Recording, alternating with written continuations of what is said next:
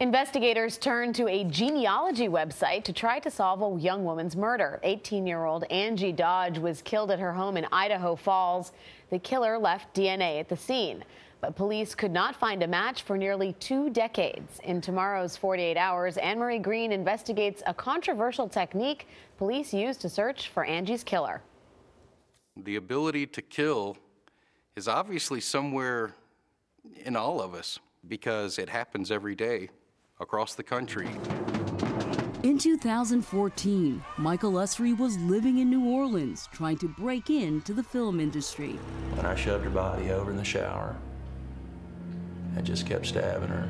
With this short film called Murderabilia. Murderabilia got me the reputation of being a person who is really into murder. I'm a filmmaker who was a suspect in the Angie Dodge case. Angie Dodge was murdered last week, the latest violent crime in Idaho Falls. As the officers arrived at the crime scene, it was obvious that there was a very brutal murder that had happened.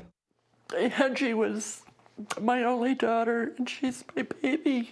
I'll never stop missing her.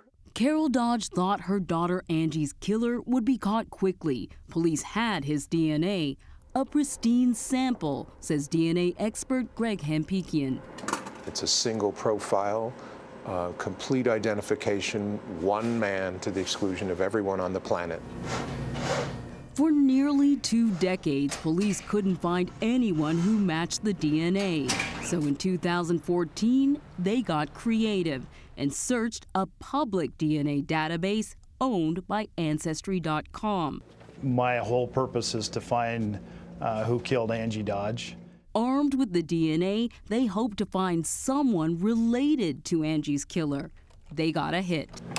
An anonymous man who had once participated in a genealogical study. A warrant got them a name. It was Michael Usry's father.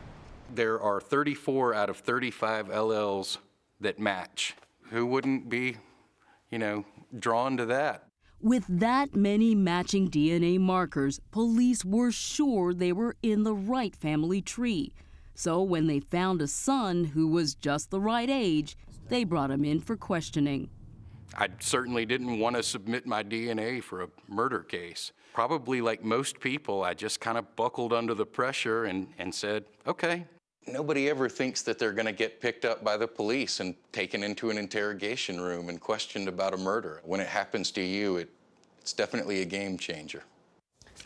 Anne-Marie Green is with us now. Anne-Marie, good morning. Good morning. So the police were able to access Ancestry's public database, right. Is that right? Yeah, the key here for this case is that Ancestry.com purchased a public database that was already public, right? And so when police were able to submit the DNA to that, they were able to sort of compare the crime scene DNA to the public database.